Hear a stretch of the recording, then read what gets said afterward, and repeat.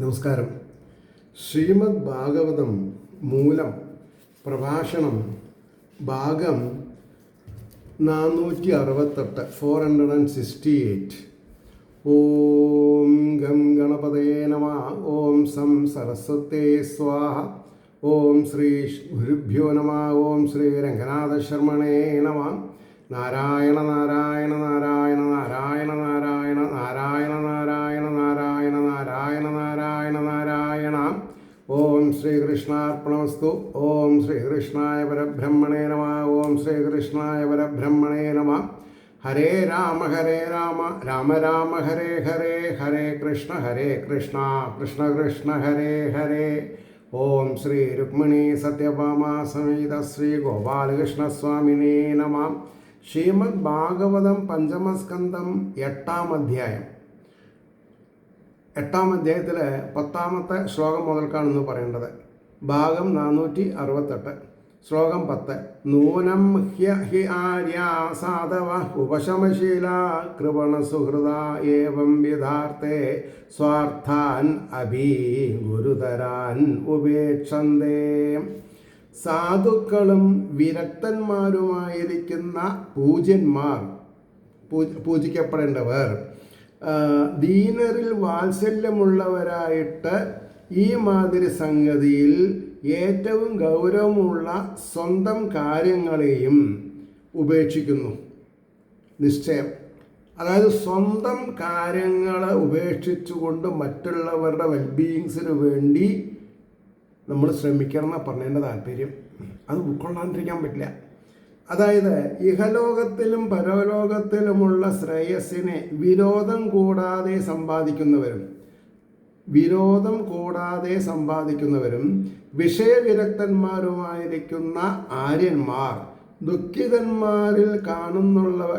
ദുഃഖിതന്മാരിൽ കരുണയുള്ളവരായിട്ട് ഇമ്മാതിരി പരോപകാര വിഷയങ്ങളെ പരിപാലിപ്പാൻ വേണ്ടി ഏറ്റവും ഗൗരവമേറിയ സ്വന്തം കാര്യങ്ങളെ കൂടി ഉപേക്ഷിക്കാറുണ്ട്. സംശയത്തിന് അവകാശമില്ല.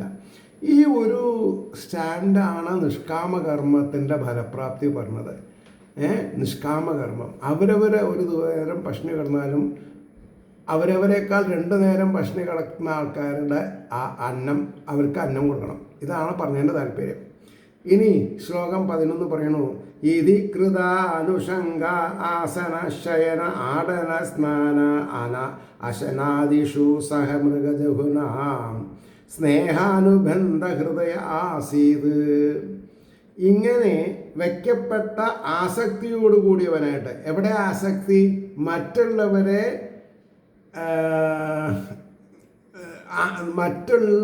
സേവിക്കാൻ ആസക്തി ഉണ്ടാവണം, നല്ല കാര്യമാണ്. അപ്പോൾ ഇരിപ്പ്, കിടപ്പ്, സഞ്ചാരം, കുളി, ഭക്ഷണം മുതലായവയിൽ മാനാകുന്ന സന്താനത്തോടുകൂടി സ്നേഹത്താൽ ബന്ധിക്കപ്പെട്ട ഹൃദയത്തോടു കൂടിയവനായിട്ട് ഭവിച്ചു. ആര്? ഭരതൻ. അതിൻ്റെ ഭാവാർത്ഥമാണ് ഇനി പറയുന്നത്. ഇപ്രകാരമുള്ള ചിന്തയാൽ ആ മൃഗബാലകനെ തൻ്റെ സന്താനമെന്ന നിലയിൽ കരുതി അതിന്മേലുള്ള സ്നേഹം ഹൃദയത്തിൽ ബലമായി ഉറച്ചു. ഇരിക്കുക, കിടക്കുക, സഞ്ചരിക്കുക, കുളിക്കുക, ഭക്ഷണം കഴിക്കുക എന്നീ സമയങ്ങളിലെല്ലാം ആ മാൻകുട്ടിയെ പിരിയാതെ ഇരിക്കാൻ തുടങ്ങിയെന്നാണ് പറഞ്ഞത്. ഇതാണ് പെറ്റുകളെ വളർത്തരുത് എന്ന് ഭാഗവതം ഉച്ചസ്ഥരം പറയുന്നു. ആരും കേൾക്കാൻ തയ്യാറല്ല. അടുത്ത ശ്ലോകം 12.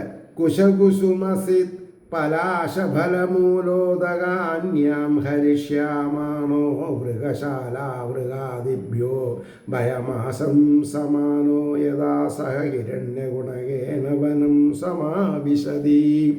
എന്താ അതിനർത്ഥം പറയാം? കൊണ്ടുവരുവാൻ ആഗ്രഹിക്കുന്നവൻ ചെന്നായ, നായ ശങ്കിക്കുന്നവൻ മാൻകുട്ടിയോടുകൂടി, അതായത് ഈ മാൻകുട്ടീനെ ആരെങ്കിലും കടിച്ചു വലിച്ച് കൊല്ലുമോ എന്നൊക്കെ ഭയം ഉണ്ടായിരുന്നു എന്നാണ് പറഞ്ഞത്. അതിൽ കൂടുതൽ വാക്കാർത്ഥമില്ല. അപ്പോൾ അതിൻ്റെ ഭാവാർത്ഥം നോക്കാം. ദർഭ, പുഷ്പം, ചമത, ഇല, ഫലം, മൂലം, ജലം എന്നിവ കൊണ്ടുവരുവാൻ ആഗ്രഹിക്കുന്ന സമയം മാൻകുട്ടിയെ ആശ്രമത്തിലാക്കിയിട്ട് പോയാൽ ചെന്നായ്ക്കൾ, നാട്ടിലെ നായ്ക്കൾ എന്നിവ വന്ന് ഉപദ്രവിക്കുമോ എന്ന ഭയം ജനിക്കയാൽ കാട്ടിലേക്ക് പോകുമ്പോഴും മാൻകുട്ടിയെ ഒരുമിച്ച് കൊണ്ടുപോകാൻ തുടങ്ങി. അതായത് അതിനെ പിരിഞ്ഞിരിക്കാൻ വയ്യ എന്നുള്ള നില വന്നു. അപ്പോൾ ചിലപ്പോൾ എന്ത് പറ്റും, പലർക്കും പറ്റുന്ന മാതിരി നിത്യനൈമിത്തിക കാര്യങ്ങളിൽ ഉപേക്ഷ വരുത്തും. അത് ഉപേക്ഷ വരുത്തിയാൽ നമ്മുടെ ശ്രേയസ് കമ്മിയാവും, കൂട്ടി വെച്ചതൊക്കെ കഴിയും, പിന്നെ പാപാപങ്കിലമായ അവസ്ഥയെ പ്രാപിക്കേണ്ടി വരും. അതുകൊണ്ടാണ്, സ്നേഹം കൊണ്ടാണ് പറഞ്ഞത്. ഇത് ആരാ പറഞ്ഞു തരുന്നത്? ഭാഗവതം. അപ്പോൾ പറയണു, പിന്നെ 13-ാമത്തെ ശ്ലോകം, പദീഷു ച മുഗ്ധഭാവേന തത്ര തത്ര വിഷക്തം പ്രണയഭരഹൃദയ കാർപ്പണ്യാൽ സ്കന്ധേനോദ്വഹതി. അതിനെ സന്തോഷം കൊണ്ട് കുട്ടികളെ വെക്കുന്ന കൂട്ടത്തിൽ തോളത്ത് കയറ്റി 2 കൈയും കാലും കഴുത്തുകൂടെ ഇട്ടിട്ട് പിടിച്ച് നടക്കും. അതായത് ബാലസ്വഭാവത്താൽ മാർഗങ്ങളിൽ അവിടെ ഇവിടെ കളിച്ചു താമസിക്കുന്ന അതിനെ അതിസ്നേഹം നിറഞ്ഞ ഹൃദയത്തോടു കൂടിയ അവനായിട്ട് പാരവശ്യ നിമിത്തം സ്കന്ധത്താൽ വഹിക്കുന്നു, തോളത്ത്.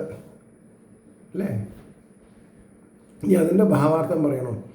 കാടുകളിൽ പ്രവേശിക്കുമ്പോൾ മാൻകുട്ടി ബാലചാപല്യം നിമിത്തം അവിടെ ഓടിച്ചാടി കളിച്ച് താമസിക്കും.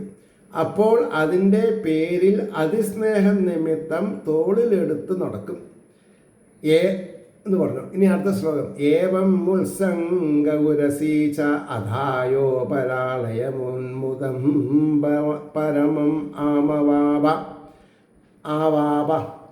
ആവാപ എന്നാണ്. ഏവം ഉത്സംഗുരസീച അധായോ പരാളയന്മുദം പരമാം ആവാപ. അതായത് മടിയിലും മാറത്തും ധരിച്ചിട്ട് ലാളിക്കുന്നവനായിട്ട് പരമസന്തോഷത്തെ പ്രാപിച്ചു. അപ്പോൾ ഒരു മനുഷ്യന്, അതായത് ജ്ഞാനിക്കാണ് ഇങ്ങനെയൊക്കെ ഭ്രംശം വന്നത് എന്നാണ് നമ്മളെ പറഞ്ഞ് മനസ്സിലാക്കണത്.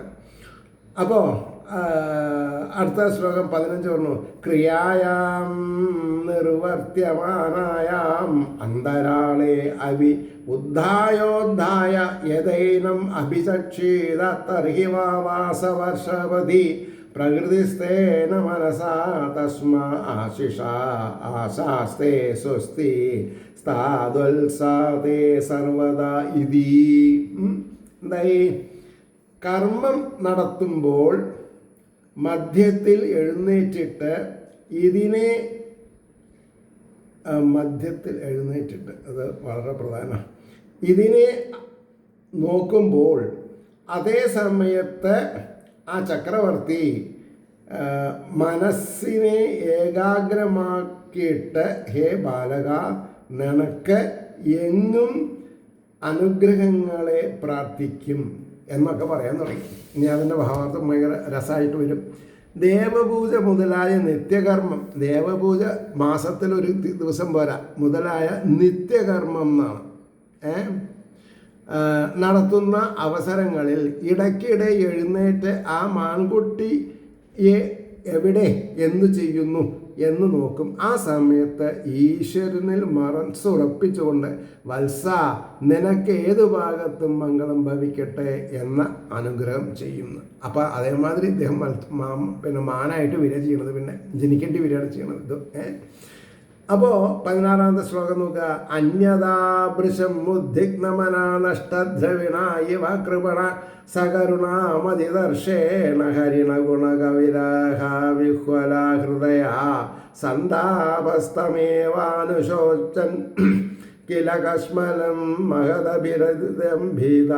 മഹദഭിരംഭിത ഇതി ഹോവാച.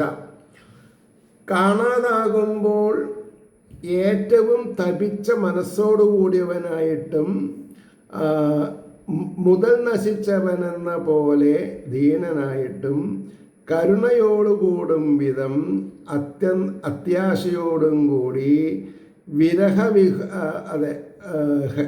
അറിയണ മാൻകുട്ടിയെ വിയോഗം നിമിത്തം പരവശമായ ഹൃദയത്തിൽ സന്താപത്തോടു കൂടിയവനായിട്ട് അതിനെക്കുറിച്ച് തന്നെ വ്യസനിക്കുന്നവനായിട്ട് മഹത്തായ ദുഃഖത്തെ പ്രാപിച്ചവനായിട്ട് ഇങ്ങനെ പറഞ്ഞു. അപ്പോൾ എത്രയോ നല്ല ഉയർന്ന ഋഷിതുല്യനായിട്ടിരിക്കുന്ന ഒരാൾക്കാണ് ഇത്രയും അധപ്പതനം വരുന്നത്. അപ്പോൾ നമ്മൾ നിത്യനൈമിത്തിക ജീവിതത്തിലുള്ള പൂജാവിധികൾ ഒന്നും കമ്മിയാക്കാൻ പാടില്ല. മനസ്സിലായില്ലേ? അർത്ഥം, അതിൻ്റെ ഭാവാർത്ഥം നോക്കണു. എഴുന്നേറ്റു നോക്കുന്ന സമയം കാണാതെ ആയാൽ മനസ്സ് തൽക്ഷണം ഏറ്റവും ചലിക്കും. സകല മുതലും നശിപ്പിച്ചവനെന്ന പോലെ അതിദീനനാകും. കാണുന്നവർക്ക് കൂടി കരുണ ജനിക്കത്തക്ക വിധം ആ മാൻകുട്ടിയെ വേർപാട് നിമിത്തമുണ്ടായ ഔത്സുക്യത്താൽ ഹൃദയത്തിൽ ഏറ്റവും താപത്തോടു കൂടി അതിനെക്കുറിച്ച് തന്നെ ക്ലേശിക്കുന്നവനായിട്ട് അസഹ്യമായ മോഹത്തോടുകൂടി ഇപ്രകാരം നിലവിളിച്ച് പറഞ്ഞുകൊണ്ടിരിക്കും. എന്താ അത്? അഭിബദ സവൈ കൃപണ ഏണബാലകോ മൃതഹരിണീ സുതോ അഹോ മാം അനാരസ്യ മാം അനാരസ്യാം അനാരസ്യാം ഷഡകിരാതമതേരകൃത സുഹൃതസ്യ കൃതവിശ്രംഭ ആത്മപ്രത്യയേന തദവിഗണാൻ സുജന്നായിവാഗമിഷ്യതി. അതായത് ഒരു വാക്കാർത്ഥം, കഷ്ടം ഷഠനായ കിരാതൻ്റെ മതി പോലെ ഇരിക്കുന്ന മതിയോടുകൂടിയ ദുഷ്ടനും സുഹൃതഹീനനുമായ എൻ്റെ പേരിൽ വിശ്വാസത്തോടുകൂടിയ മരിച്ച മാൻപേടയുടെ പുത്രനായ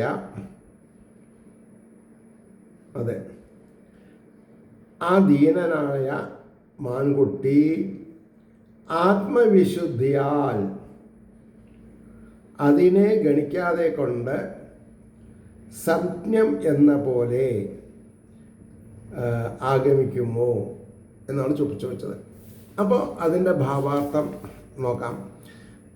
അഹോ കഷ്ടം, ഞാൻ ഇത്ര കരുണയില്ലാത്തവനായല്ലോ. തള്ളയില്ലാത്ത ആ മാൻകുട്ടി എന്നിൽ വിശ്വാസം വച്ചിരിക്കുന്നു. ഞാനാകട്ടെ വഞ്ചകനായ കാട്ടാളൻ എന്ന പോലെ അതിനെ വേണ്ട വിധം പരിപാലിക്കാതെയിരുന്നു. അതിൻ്റെ ലീലാസന്ദർശന സുഖം അനുഭവിക്കാനുള്ള സുഹൃതം എനിക്കില്ലെന്നു തന്നെ വന്നു. ഞാൻ കാണിച്ച വിശ്വാസവഞ്ചനയെ, ദുർജനം ചെയ്യുന്ന അപരാധത്തെ ഗണിക്കാതെ എന്തു ചെയ്തു എന്നുള്ളത്, അവരുടെ ഗൃഹത്തിൽ പ്രവേശിക്കുന്നത് പോലെ ദീനനായ ആ മഹാബാലകൻ എൻ്റെ അരികത്ത് ഇനിയും വരുമോ എന്നൊക്കെ വളരെ കൂലങ്കഷായിട്ട് ആലോചിക്കാൻ തുടങ്ങി. അപ്പോൾ 18ാമത്തെ ശ്ലോകം നോക്കൂ. അഭിക്ഷേമേണാസ്മിന്നാശ്രമോപവനെ സഷ്പാണിചരന്തം ദേവഗുപ്തം ദ്രക്ഷ്യാമി. അതായത് ഭഗവാനെ അവിടെ കണ്ടുപിടിച്ചു എന്നാണ് പറഞ്ഞത്. കോമള തൃണങ്ങളെ ഭക്ഷിക്കുന്നതും ഈശ്വരനാൽ രക്ഷിക്കപ്പെട്ടതുമായിട്ട് ഈ ആശ്രമ സമീപത്തിൽ ക്ഷേമത്തോടുകൂടി ഞാൻ കാണുമോ?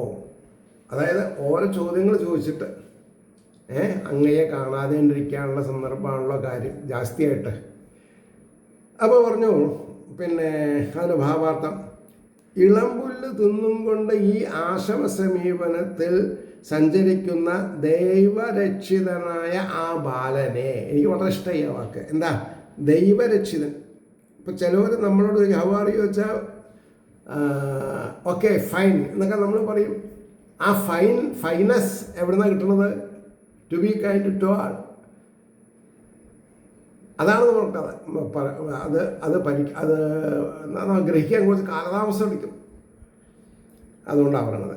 അപ്പോൾ പറഞ്ഞു, ദൈവശിക്ഷിതനായ ആ ബാലകനെ അപായമൊന്നും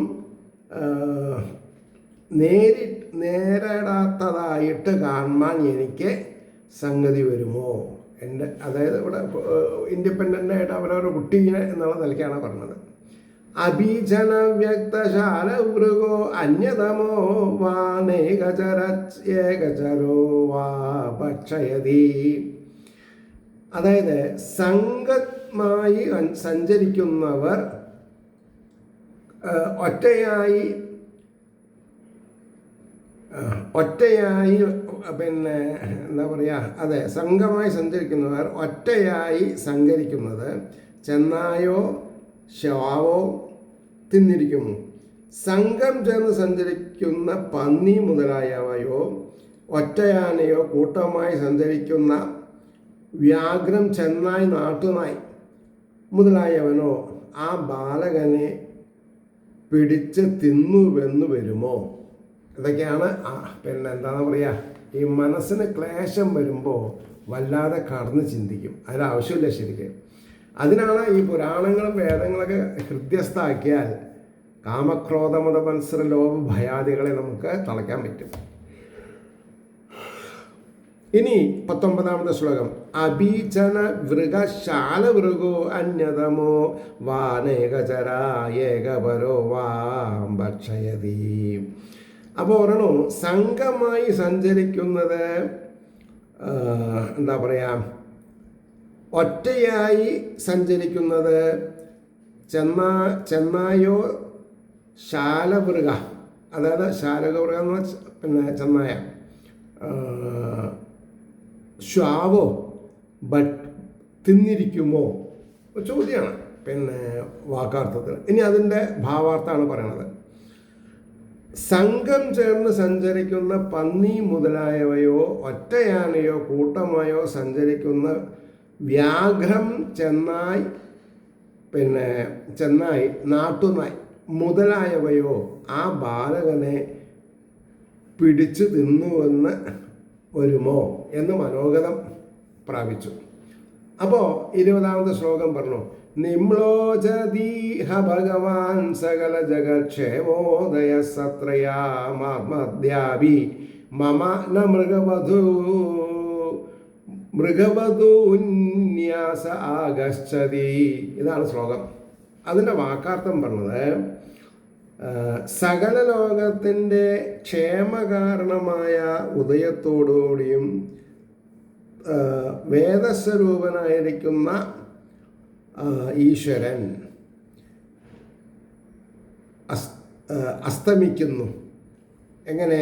എൻ്റെ ആ മൃഗവധൂതിൻ്റെ നിക്ഷേപം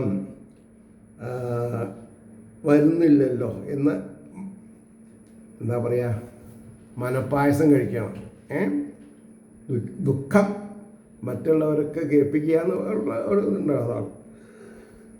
ഇനി അതിൻ്റെ ഭാവാർത്ഥം പറയുന്നുണ്ട്. എല്ലാവർക്കും ക്ഷേമത്തിനായി ഉദിക്കുന്ന വേദമൂർത്തിയായ സൂര്യഭഗവാൻ അസ്തമിച്ചു തുടങ്ങുന്നുവല്ലോ. ആ മൃഗവധു എന്നെ ഏൽപ്പിച്ചതായ ആ നിക്ഷേപം ഇനിയും വരുന്നില്ലല്ലോ. ഈ പ്രകാശത്തിൽ കാണാതെയായാൽ ഇരുട്ടിൽ അത് എനിക്ക് കാണുമെന്നാഗ്രഹിപ്പാൻ അവകാശവുമില്ല. ഇതാണ് പിന്നെ അതിൻ്റെ ഭാവാർത്ഥം വരിക. ഇനി ശ്ലോകം 21.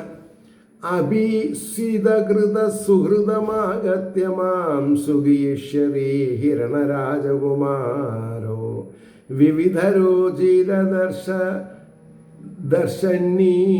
ദർശനീയ നിജ മൃഗാധാരക വിനോദൈര സന്തോഷം സ്വാനാം അപനുധൻ എന്ന് പറഞ്ഞു. അതായത് ബഹുവിധങ്ങളും മനോഹരങ്ങളും കാണാൻ യോഗ്യങ്ങളുമായ സഹജമായ മാൻകുട്ടികളുടെ ലീലകൾ കൊണ്ട് അതിൻ്റെ ബന്ധുക്കളുടെ ഖേദത്തെ തീർച്ചയാക്കുന്ന ഹരിണരാജകുമാര മാൻകുട്ടിയാകുന്ന രാജകുമാരൻ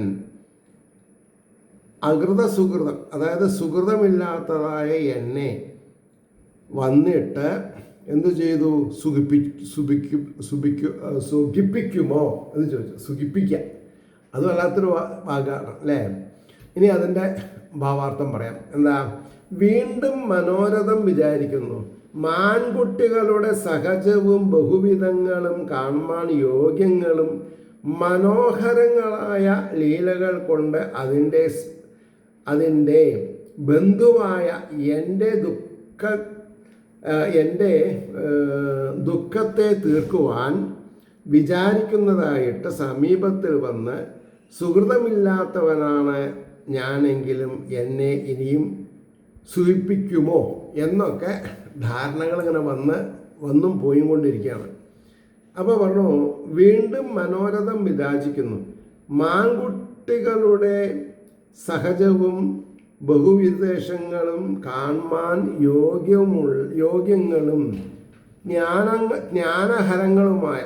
മനോഹരങ്ങളുമായ ലീലകൾ കൊണ്ട് അതിൻ്റെ ബന്ധുവായ എൻ്റെ ദുഃഖത്തെ തീർക്കുവാൻ വിചാരിക്കുന്നതായിട്ട് സമീപത്തിൽ വന്ന്, സൂര്യകൃതമില്ലാത്തവനാണ് ഞാനെങ്കിലും എന്നെ ഇനിയും സുഖിപ്പിക്കുമോ എന്നൊക്കെ മനപ്പാട കിട്ടാൻ തുടങ്ങി. അപ്പോൾ അതിൻ്റെ അത് ശേഷമുള്ള ശ്ലോകം പറഞ്ഞു 22. ക്ഷേളികായാം മാം മൃഷാസമാധിന ആമീലിതദൃശം പ്രേമസംരംഭവേണ ചകിത ആഗത്യ പൃഷത പരുഷ വിഷാണാഗ്രേണ ലുടധി. ഇതാണ് ശ്ലോകം. അതിന് പറയുന്ന വാക്കാർത്ഥം, ക്രീഡയിൽ, അതായത് വിനോദത്തിൽ കളവായ സമാധി കൊണ്ട് അമീലിതങ്ങളായ ദുഃഖങ്ങളോടുകൂടിയ എന്നെ ഏറ്റവും ഭയപ്പെട്ടുകൊണ്ട് അകത്തു വന്ന് പ്രേമസംരംഭേണ ജലത്തുള്ളി പോലെ മൃദുവായ വിഷാണാഗ്രേണ എന്ന് പറഞ്ഞിട്ടുണ്ടെങ്കിൽ കൊമ്പുള്ള ജാതികൾ ഉള്ള കൊമ്പില്ലാണ്ട് കാണാൻ പറ്റില്ല. ഞാനൊരു ഉദാഹരണം പറഞ്ഞെന്ന് മാത്രം. അവർക്ക് ആകെ മേലൊക്കെ ചുക്കിത്തുറഞ്ഞിട്ടുണ്ടാവും കാളുകളെ. പക്ഷേ പണ്ടത്തെ കാലത്ത് വിൽക്കാൻ പാടില്ല. കന്നുകാലികളെ എന്താണെന്ന് പറയാം, വളർത്തുക, എന്നിട്ട് ജനന മരണങ്ങൾ അതേപോലെ ആഘോഷിക്കണം എന്നാണ്. എന്തിന്? ഈ ഭൂമിയിലുള്ള മായ അവരെ ഗ്രസിക്കാതെ ഇരിക്കാൻ. പക്ഷേ ഇന്ന് അതൊക്കെ മാറി. ഇന്ന് ഭഗവാൻ തന്നെ ഭാഗവതത്തോടെ പറഞ്ഞു, സദാസേവ്യ. എന്തിന്? ഈ ഭൗതികത്തിലുള്ള പോരായ്മകൾ തീരാൻ വേണ്ടിയിട്ട്. മനസ്സിലായില്ലേ? അപ്പോൾ കൊമ്പിൻ്റെ അഗ്രഹത്താൽ ഉരസി എന്ന് പറഞ്ഞത്, നേരം പോക്കായിട്ട് കളിപ്പാൻ വേണ്ടി ഞാൻ സമാധി നാട്യങ്ങളിൽ കണ്ണുകടച്ചിരിക്കുമ്പോൾ ജലത്തുള്ളി പോലെ മൃദുവായ കൊമ്പിൻ്റെ തലപ്പ് കൊണ്ട് എൻ്റെ ശരീരത്തെ പ്രയാണ കോപത്തോടെ ഉരസുകയും ചെയ്തു.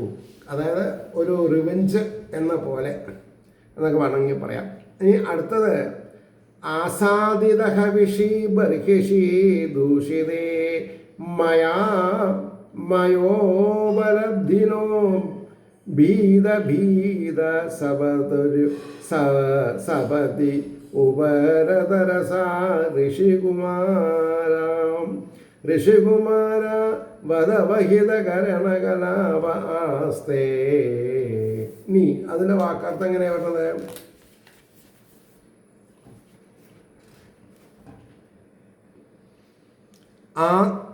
ആസാദിത ഹവിഷി എന്ന് പറഞ്ഞിട്ടുണ്ടെങ്കിൽ സ്ഥാപിക്കപ്പെട്ട ഹവിസോടുകൂടിയ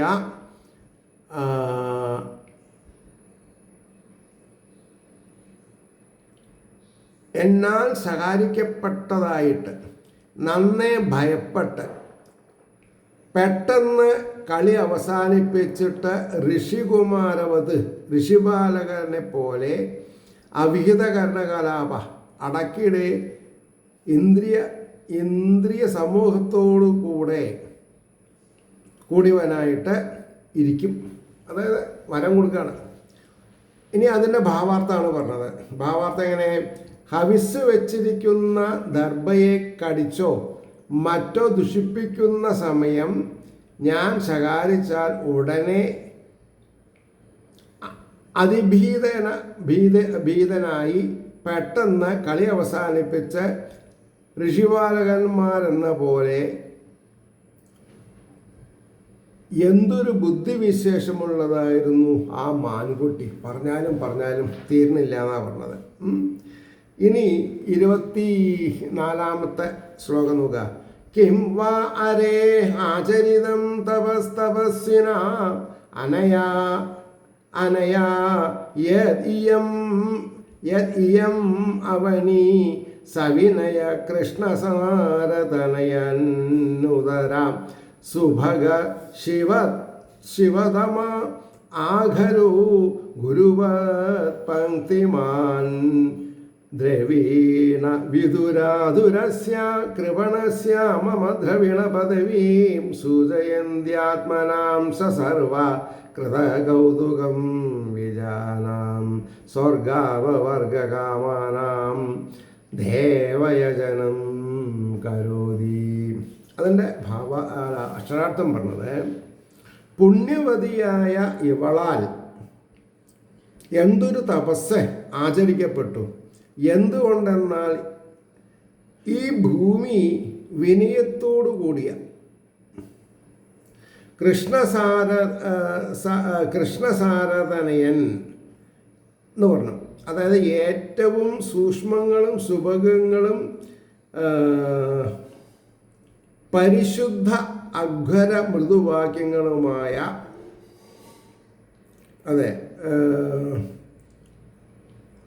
പരിശുദ്ധങ്ങളും മൃദുക്കളുമായ പരിശുദ്ധങ്ങളും മൃദുക്കളുമായ കുളമ്പടികളുടെ നിരകളാൽ മുതൽ പോയതിനാൽ ദുഃഖിതനും വിവശനുമായ എൻ്റെ മുതലിൻ്റെ മാർഗത്തെ സൂചിപ്പിക്കുന്നവളും സർവത കൃതകൗതുകം എല്ലാ ഭാഗത്തും കൗതുകത്തോടുകൂടിയ ആത്മാവിനെയും ബ്രാഹ്മണർക്ക്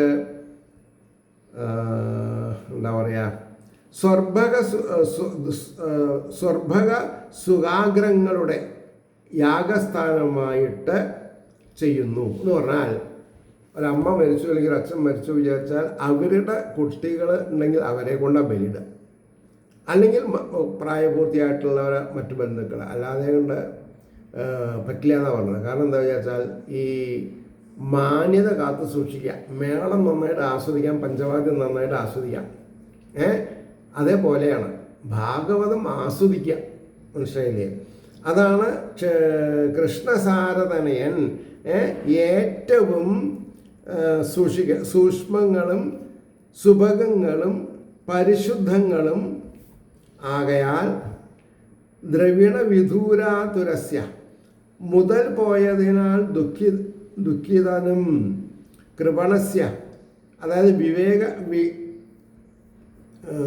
വിവശനുമായ എൻ്റെ മുതലിൻ്റെ മാർഗത്തെ സൂചിപ്പിക്കുന്നവളും സർവ്വതിനെയും ബ്രാഹ്മണർക്ക് സന്മാർഗ കാമാനം, അതായത് സ്വർഗസുഖാഗ്രങ്ങളും ദേവയജനം യാഗസ്ഥമായിട്ട് ചെയ്യുന്നു എന്നാണ്. പഠിച്ചവരൊക്കെ വേണ്ട പോലെ ചെയ്യുന്നുണ്ടെന്ന് നമുക്ക് ഊഹിക്കാം. അവിടെ നിർത്താം. ഏവർക്കും ശ്രീഹരിയുടെ അനുഗ്രഹാശിസുകൾ നിർലോഭം ഉണ്ടാവട്ടെ എന്ന് പ്രാർത്ഥിക്കുന്നതിനോടൊപ്പം ലോകാസമസ്ത സുഖിനോഭവന്തി ആയിരിക്കട്ടെ നമ്മുടെ ഭക്തി നിർമ്മലമായ അവസ്ഥ. അതിന് എന്താണെന്ന് പറയുക, ലോകാസമസ്ത സുഖിനോഭവന്തു, ഈ ലോകത്തിലുള്ള എല്ലാവരും ഈശ്വരൻ്റെ അടിമകളെ പോലെ ഈശ്വരൻ്റെ തത്വസംഹിതകളെ പഠിക്കാൻ സാധിക്കണം എന്നുള്ള ഒരു വിനീതമായ കൂപ്പുകൈ അതിൻ്റെ ഒപ്പമുണ്ട്. മനസ്സിലായില്ലേ? ഏവർക്കും നമസ്കാരം.